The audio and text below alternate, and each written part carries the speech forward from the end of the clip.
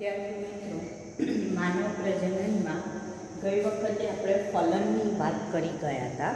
ફલનમાં આપણે વાત કરી હતી કે શુક્રકોષો જે છે એમાં શુક્રાગ્ર જે છે એનો અગ્રભાગ જે હાયલિલોનિડેઝ નામનું ઉત્સેચક ધરાવે એ અંડકોષમાં અંદર પ્રવેશે અને ઝોના પેલ્યુસિડા એને તોડીને જ્યારે એક શુક્રકોષનું જે શીર્ષ ભાગ છે અંદર પ્રવેશી ચૂકે તો ફલન થાય, યુગ્મન જ બને અથવા ફલિતાન બને, જેને આપણે ફલનની પ્રક્રિયા કહીએ છીએ એ વાત કરી ગયા હતા. હવે ફલન થઈ ગયું ત્યાર પછી હવે આપણે વાત કરવાની છે ગર્ભસ્થાપનની, કે કઈ રીતના ગર્ભસ્થાપન થશે. તો ફલન બાદ જે પણ ફલિતાન તૈયાર થશે એ ફલિતાનનું સમવિભાજન થશે, વિભંજન અથવા તો વિખંડનની પ્રક્રિયા થશે. કઈ પ્રક્રિયા થશે? સમભાજન, અને એને આપણે વિખંડન પણ કહીએ છીએ. તો વિખંડન થવાના કારણે વિખંડન થશે, ફલિતાનનું વિખંડન થવાના કારણે જે એક છે એકમાંથી કેટલા કોષ બનશે? બે. બેમાંથી 4 કોષીય અવસ્થા બનશે આપણને, 4માંથી 8 અને 8માંથી છેલ્લે આપણને 16 કોષી અવસ્થા પ્રાપ્ત થશે. વિખંડન થશે અથવા સમભાજન થશે અને 1માંથી 2, 2માંથી 4, 4માંથી 8, 8માંથી 16 કોષીય અવસ્થા જે પ્રાપ્ત થશે જેને આપણે મોરુલા તરીકે ઓળખીએ છીએ. તેના તરીકે ઓળખીશું? મોરુલા. આ જે અવસ્થા છે 16 કોષીય અવસ્થા, એને આપણે મોરુલા તરીકે ઓળખીએ છીએ. તો મોરુલાનું નિર્માણ થશે. બરાબર. હવે જે મોરુલા, આ બધી પ્રક્રિયા અહીંયા થઈ ગઈ છે. જ્યારે મોરુલા ગર્ભ તૈયાર થશે એ પછી હજી વિભાજન ચાલુ રહેશે અને 100 કોષ જેટલી અવસ્થા તૈયાર થશે જેને ગર્ભકોષ્ઠ કોથળી તરીકે ઓળખવામાં આવે.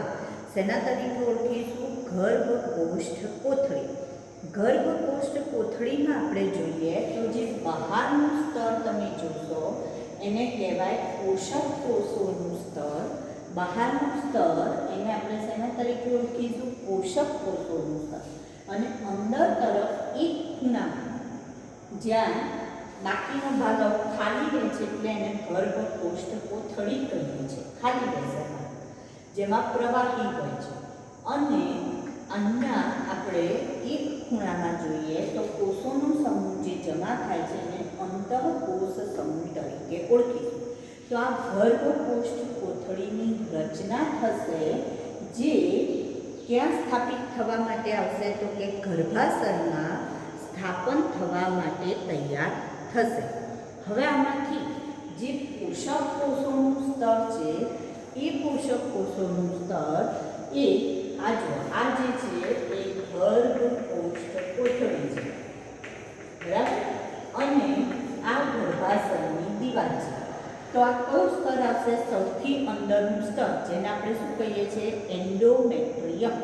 તો આ જે પોષક સ્તરના કોષો છે અથવા પોષક કોષો છે એ સ્તર એ એન્ડોમેટ્રિયમ સાથે જોડાઈ જશે અથવા એન્ડોમેટ્રિયમની અંદર વિલીન થઈ જશે. કયું સ્તર? પોષક કોષોનું સ્તર. જો સૌથી પહેલાં આપણે શું કહ્યું કે જે યુગ્મન જ હતું અથવા ફલિતાન, જે ફલિતાન અથવા યુગ્મન એનું શું થાય છે? વિખંડન અથવા તો એને સમભાજન કહેવાય. 1માંથી 2, 2માંથી 4, 4માંથી 8, 8માંથી 16 કોષીય અવસ્થા જેને શેના તરીકે ઓળખીએ છીએ? આપણે મોરુલા તરીકે ઓળખીએ છીએ. ત્યાર પછી હજી વિખંડન ચાલુ રહેશે જેથી ગર્ભકોષ્ઠ કોથળીનું નિર્માણ થશે જેમાં બહારની બાજુએ કોષોનું સ્તર એને કહેવાય પોષક કોષોનું સ્તર અને અંદર તરફ જે છે ખૂણામાં ગોઠવાઈને અંતઃકોષ સમૂહ કહેવાય. હવે આ જે છે એ ક્યાં પહોંચી જાય છે? ગર્ભાશયમાં પહોંચે છે. અને જે પોષક કોષોનું સ્તર છે એ કોની સાથે? તો કે ગર્ભાશયની સૌથી અંદરની દિવાલ જેને આપણે શેના તરીકે ઓળખીએ છીએ? એન્ડોમેટ્રિયમ અથવા તો અંતઃસ્તર, એની સાથે વિલીન થઈ જશે, જોડાઈ જશે. તો પોષક કોષોનું સ્તર કોની સાથે જોડાઈ જશે? અંતઃસ્તર સાથે જોડાઈ જાય છે. ગર્ભાશયના અંતઃસ્તર સાથે જોડાય, બરાબર. અને જે અંતઃકોષ સમૂહ છે એ ગર્ભ તરીકે વિભેદિત થશે. આ શેના તરીકે વિભેદિત થશે? તો કે ગર્ભ તરીકે વિભેદિત થશે. એટલે ગર્ભ તરીકે હવે આગળ વૃદ્ધિ પામશે. તો અહીંયા આ જે સ્તર હતું ગર્ભકોષ કોથળીનું પોષક સ્તર હતું એ અંતઃસ્તર સાથે જોડાઈ ગયું અને હવે પેલા અંતઃકોષને છૂટો મૂકી દીધો, જે ગર્ભ તરીકે આગળ વિભેદિત થશે. તો આ ગર્ભ સ્થાપનની પ્રક્રિયા થઈ. તો ફલન અને ગર્ભ સ્થાપનની પ્રક્રિયા એની વાત કરીએ આપણે. ફરીથી એકવાર વાત કરી છે. ફલનમાં શુક્રકોષો જ્યારે અંડકોષમાં પ્રવેશશે ત્યારે બંનેના કોષ કેન્દ્રના જોડાણથી દ્વિકીય ફલિતાંડ અથવા યુગ્મનજનું નિર્માણ થશે, જેનું સમભાજન થવાથી અથવા વિખંડન થવાથી 1માંથી 2, 2માંથી 4 એવી રીતના 16 કોષીય અવસ્થા બનશે, જેને શું કહેવામાં આવે છે? મોરુલા ગર્ભ તરીકે ઓળખવામાં આવે. મોરુલા. ત્યારબાદ ગર્ભકોષ કોથળીનું નિર્માણ થશે, જે ક્યાં પહોંચી જાય છે? ગર્ભાશયમાં પહોંચે છે.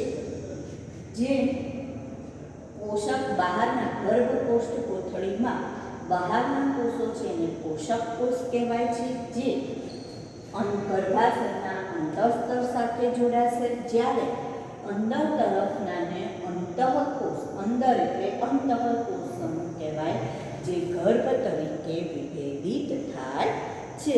તો અહીંયા ગર્ભ સ્થાપન થઈ ગયું, બરાબર.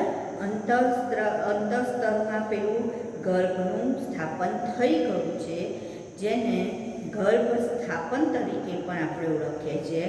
અને હવે આગળ આવશે ગર્ભધારણ અને ગર્ભીય વિકાસ. તો ગર્ભધારણ અને ગર્ભીય વિકાસની જો આપણે વાત કરીએ તો એની અંદર સૌથી પહેલા આપણે જોઈશું કે જે પોષક કોષો છે એ આંગળી જેવા પ્રવર્તનનું નિર્માણ કરશે.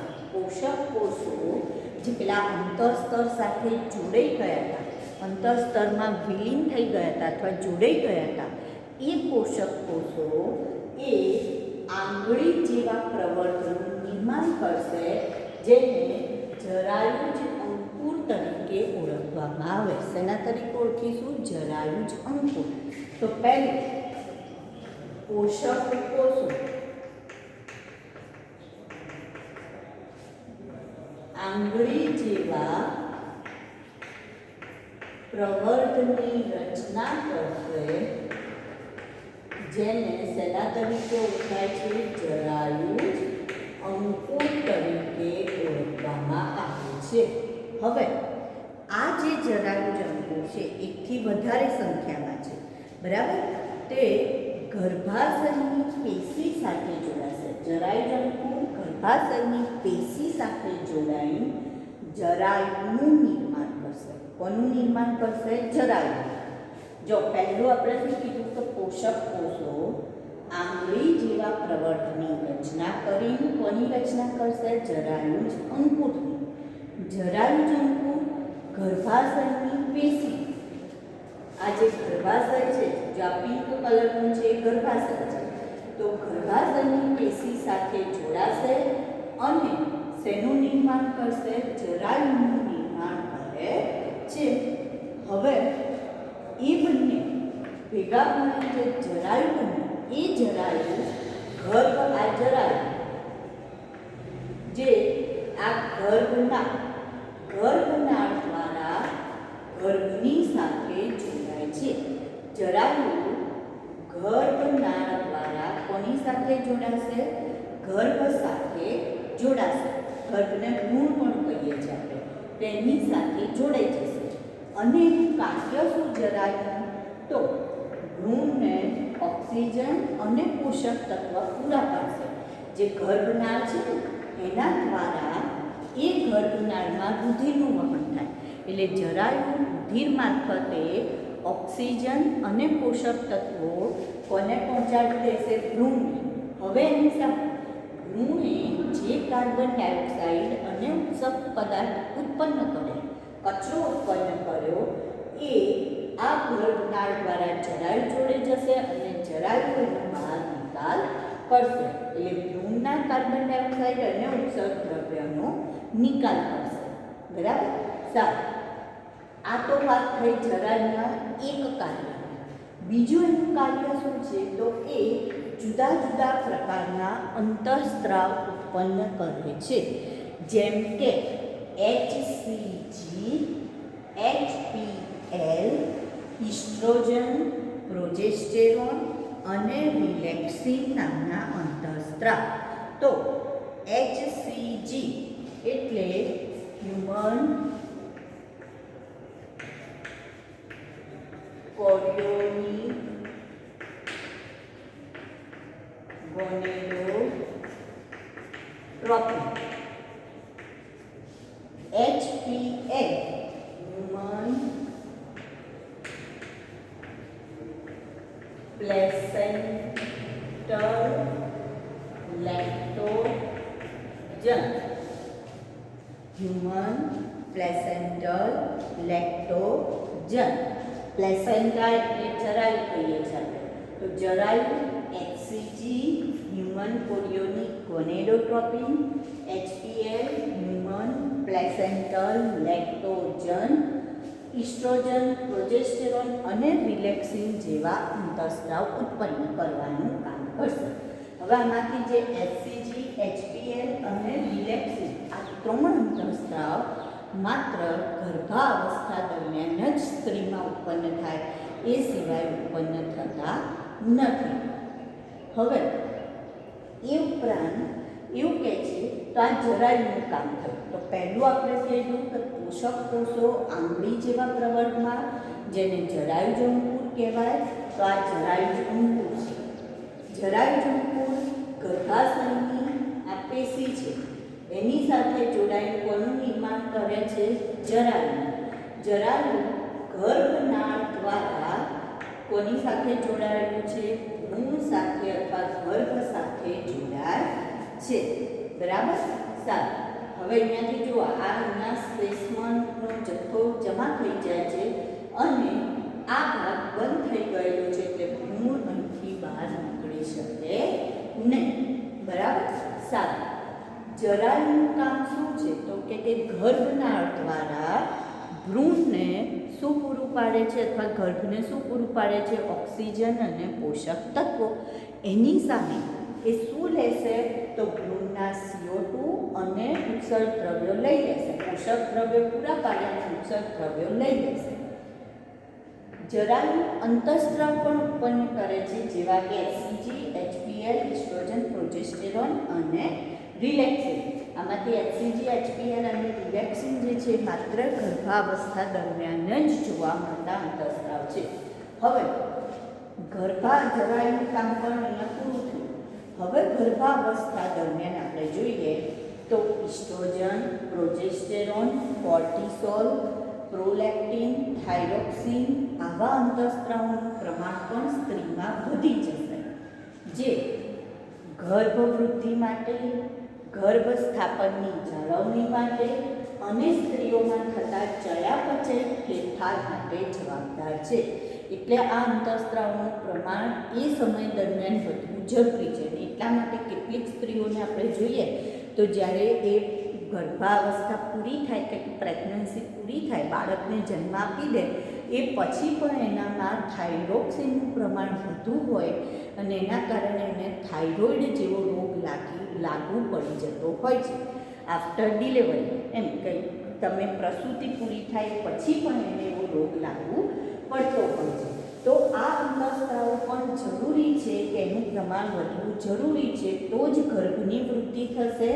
જો થાઇરોક્સિનનું પ્રમાણ ઓછું હોય તો બાળક કેવું થશે? તો એકદમ વામન ધીમું થશે.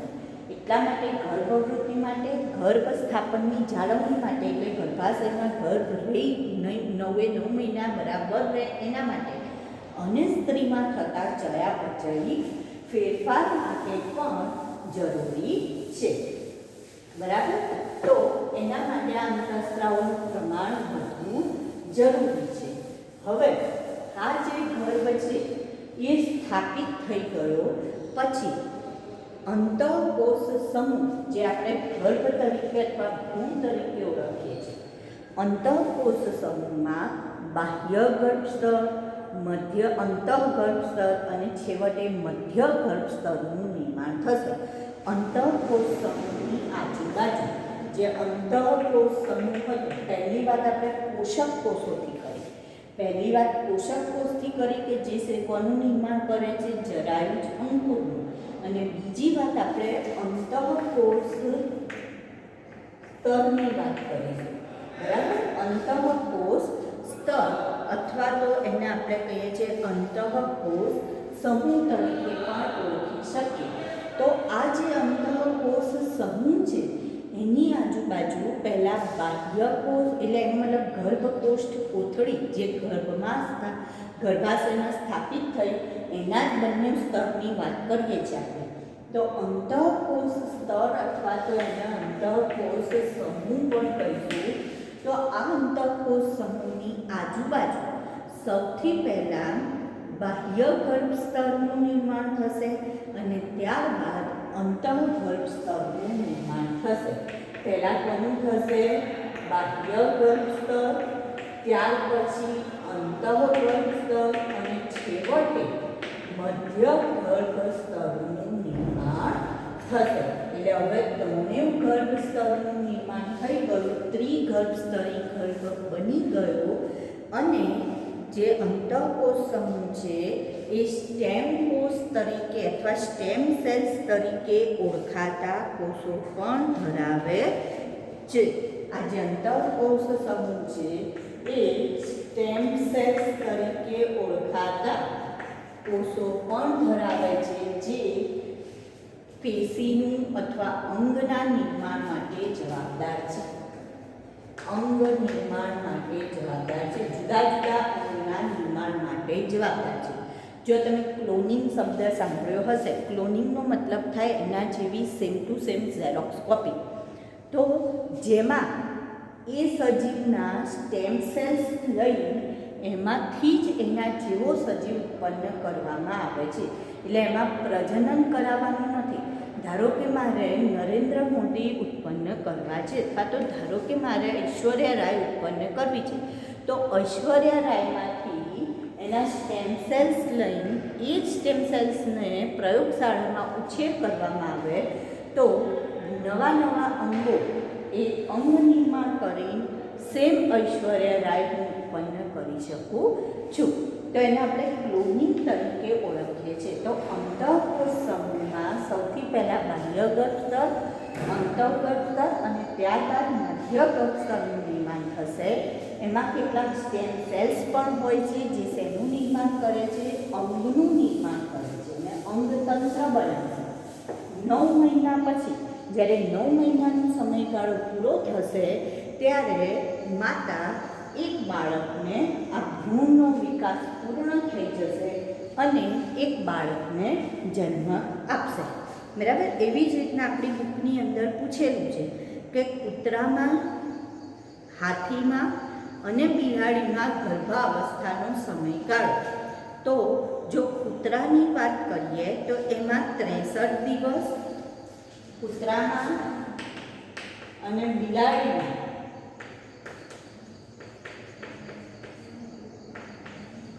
63 દિવસનો સમયગાળો છે ગર્ભાવસ્થાનો.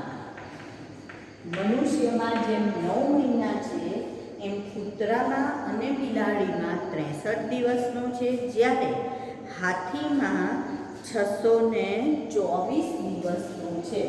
હાથીની અંદર 624 દિવસનો સમયગાળો છે. જો મનુષ્યની વાત કરીએ તો મનુષ્યમય સમયગાળો આપણે કેટલો કહીએ છીએ? 9 મહિનાનો સમયગાળો કહીએ છીએ, બરાબર. 266 જેવા દિવસનો સમયગાળો કહીએ છીએ. તો આ જુદા જુદા સમયગાળો આપેલો છે. હવે જો મનુષ્યની અંદર આપણે આ વાત કરીએ તો ભાઈ ગર્ભાવસ્થામાં કયા મહિને કયો આપણને શું જોવા મળશે? તો જ્યારે બાળક માતાના ગર્ભમાં હોય અને માતાના ગર્ભમાં બાળક 1 મહિનાનું હોય ત્યારે હૃદયનો વિકાસ થશે, એટલે હૃદયના ધબકારા શરૂ થશે. અને એટલા માટે પહેલાંના જમાનામાં ડૉક્ટર નાડી તપાસે, આ રીતની નાડી અહીંયાથી તપાસીને કહી દેતા હતા કે સ્ત્રી ગર્ભવતી છે કે નહીં. તો કઈ રીતના ખબર પડે? તો જ્યારે આપણે અહીંયા તપાસીએ છીએ ત્યારે આપણને ધક ધક ધક સંભળાય. અને જ્યારે કોઈ સ્ત્રી ગર્ભવતી હોય તો એના ધબકારામાં ધક ધક ધક ધક ધક ધક એમ ડબલ સંભળાય છે. તો 1 મહિનામાં જ બાળકના હૃદયનો વિકાસ થશે, એટલે કે હૃદયનું નિર્માણ તો જ્યારે ગર્ભ 1 મહિનાનો હોય ત્યારે જ થઈ જાય છે. પછી જે બીજો મહિનો આવે છે ત્યારે એના ઉપાંગોનો, બીજા મહિનાના અંત સુધીમાં એના ઉપાંગોનો વિકાસ થશે, બરાબર. અને આંગળીઓ, એની જે આંગળીઓ અને ઉપાંગો છે એનો વિકાસ થશે બીજા મહિનાના અંત ભાગ સુધીમાં. ત્યાર પછી પ્રથમ 3 મહિના પૂરા થશે ત્યારે અંગતંત્રનો વિકાસ. પ્રથમ 3 મહિનામાં શેનો વિકાસ થઈ જશે? અંગતંત્રનો વિકાસ થાય છે. ચોથા મહિને એના મગજનો વિકાસ શરૂ થશે. ચોથો મહિનો આવે બાળકનો ત્યારે તેના મગજનો વિકાસ શરૂ થશે, બરાબર. અને જ્યારે 5મો મહિનો આવે ત્યારે પ્રથમ વખતનું હલનચલન અને માથા ઉપર વાળ જોવા મળશે. 5મા મહિને શું જોવા મળશે? પ્રથમ વખતનું હલનચલન અને માથા ઉપર વાળ જોવા મળશે. ધીરે ધીરે પછી શરીર ઉપર પણ રૂંવાટીની શરૂઆત થઈ જશે. ધીરે ધીરે શું થશે? શરીર ઉપર રૂંવાટીની શરૂઆત થશે. 24 અઠવાડિયા બાદ આંખના પોપચા, પાપણનું નિર્માણ એ શરૂ થઈ જશે. 24 અઠવાડિયા બાદ. જો આ અઠવાડિયું એટલા માટે કહેવાય કે જ્યારે પણ આપણે તો અહીંયા તોય મહિના કહીએ છીએ, પણ તમે જો બહારની કોઈ પણ કન્ટ્રી જુઓ ને તેમાં એ ડૉક્ટરે એવું લખી આપે કે આટલા વીકનું બાળક થયું, આટલા અઠવાડિયા લેખે ગણી લોકોને. જે સોનોગ્રાફી મશીન હોય ને એમાં પણ વીક લખીને આવે, 7 વીક, 5 વીક, 3 વીક એવો સમયગાળો લખીને આવે. તો 24 અઠવાડિયા બાદ આંખના પોપચા,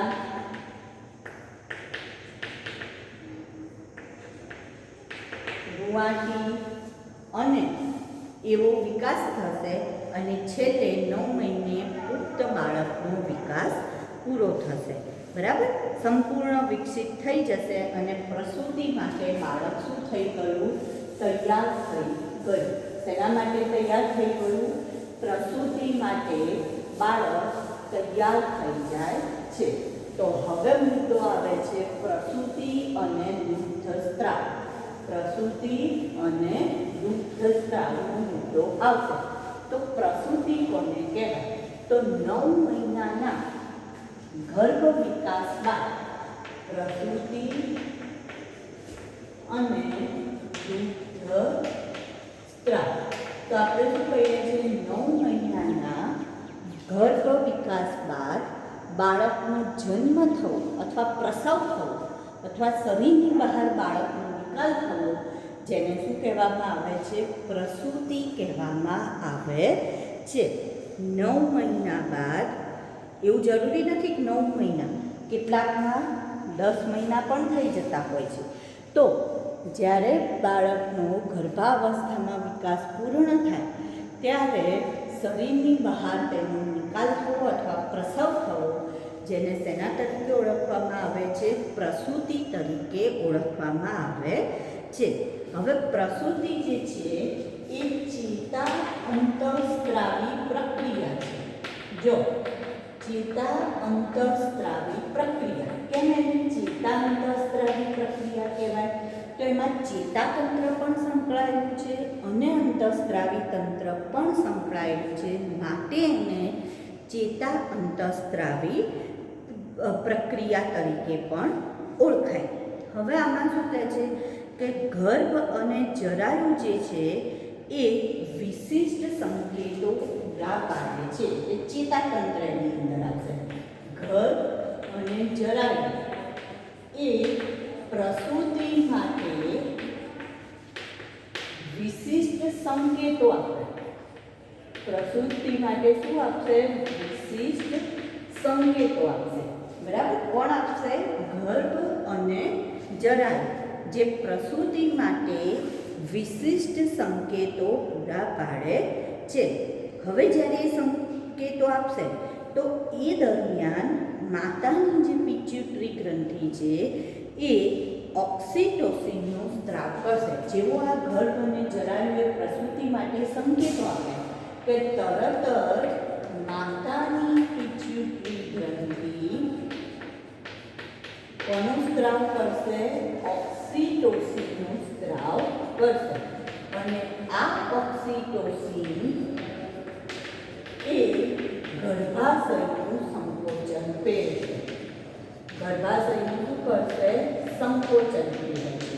હવે જેમ જેમ ગર્ભાશયનું સંકોચન વધતું જશે, ઓક્સિટોસિનનું સ્ત્રાવ વધુ ને વધુ થતો જશે, એમ ગર્ભાશયનું સંકોચન વધતું જશે.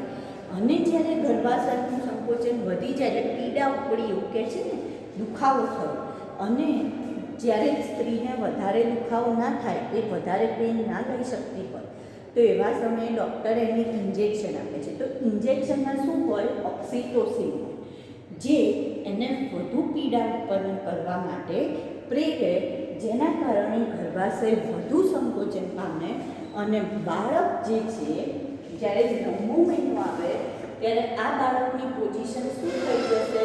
તો કે બાળકનું શીર્ષ ભાગ અહીંયા આવી જશે અને બાકીનું શરીર આ રીતના આગળ જતું રહેશે.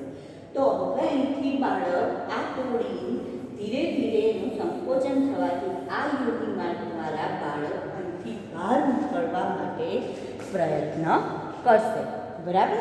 તો અહીંયા આ જે પ્રક્રિયા છે તે ગર્ભ અને જરાયુએ વિશિષ્ટ સંકેતો મોકલ્યા, એટલે માતાની પિટ્યુટરી ગ્રંથિએ ઓક્સિટોસિનનો સ્ત્રાવ કર્યો.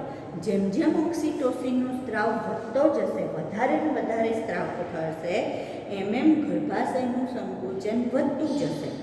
અને જ્યારે વધુ સંકોચન થશે ત્યારે બાળક પ્રસવ માર્ગ દ્વારા બહાર નીકળે. હવે કેટલીક વખત એવું થાય કે સ્ત્રી થાકી જાય અથવા નથી બહાર નીકળી શકતું, તો જેમ તમે 3 ઇડિયટ પિક્ચરમાં જોયું હતું કે સક્શન પંપ વડે, એટલે કે ખેંચાણ વડે બાળકને અહીંથી હવાનું દબાણ કરી એના શીર્ષને ખેંચવામાં આવે છે.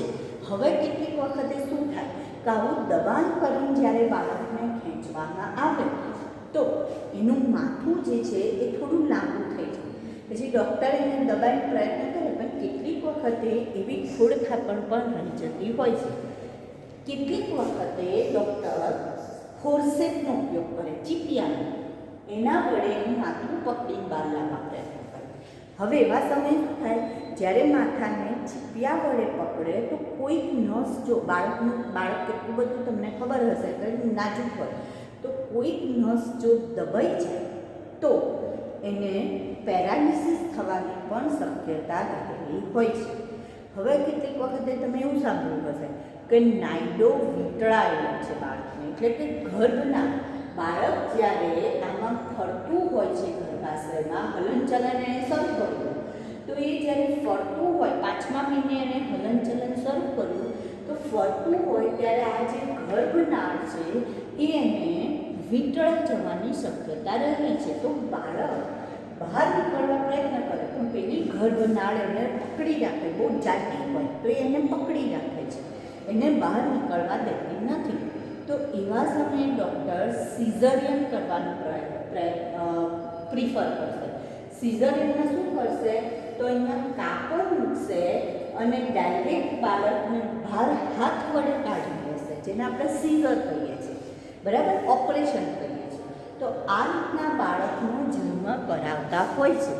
તો ઘણીવાર આપણે જોઈએ છીએ કે ઘણી સ્ત્રીઓને બાળક જન્મતાની સાથે મરી જાય અથવા મરેલું જન્મે.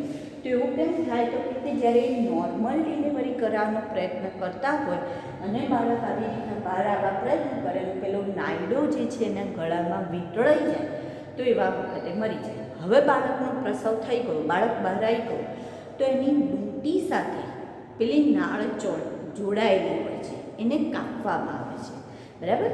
અમેરિકામાં એમાં શું કરે, એ લોકો ડૉક્ટરો રાહ જોવે કે એનો હસબન્ડ ધારો કે બહાર ગયેલો છે સ્ત્રીનો, તો જ્યાં સુધી એ બહારગામથી કંઈ ત્યાંથી ના આવે ત્યાં સુધી એની ડિલિવરી ના કરાવડાવે, અને જ્યારે આવી જાય પછી જ એની ડિલિવરી કરાવડાવે અને એની ગર્ભનાળ કપાવડાવે એમના પતિના હાથે. કેમ તો માતાએ તો 9 મહિના બાળકને પોતાના ગર્ભમાં રાખ્યું, તો માતાનો તો બાળક સાથે સંબંધ બંધાઈ જ ગયો છે કે જેવું એના ગર્ભમાં હતું ત્યાંથી. પણ પિતા સાથે બાળકનો સંબંધ ઇમોશનલી નથી. તો એ ઇમોશનલી સંબંધ કરવા માટે જ્યારે પેલો પિતા ગર્ભનાળ કાપે છે ત્યારે એમ કે એને એના બંધનોમાંથી મુક્ત કર્યો અને એવી એક ફિલિંગ સાથે એમ કે હવે હું મારા બાળકની રક્ષા હું કરીશ, અત્યાર સુધી મારી સ્ત્રીએ કરી, હવે એની જવાબદારી ટોટલ મારી, આવી એક ફિલિંગ માટે પણ એ લોકો આવું કરાવડાવે છે. આપણે શું કરે છે, ગર્ભનાળ ડૉક્ટર કાપે પછી ત્યાં ટેપ લગાવી દે છે અથવા પટ્ટી લગાવી દે છે કે ભાઈ એને જોજો આ તમે એને અડી ના જાવ, નહીં કરે કાચું જ હોય અને એમાંથી લોહી ચાલુ થઈ જાય.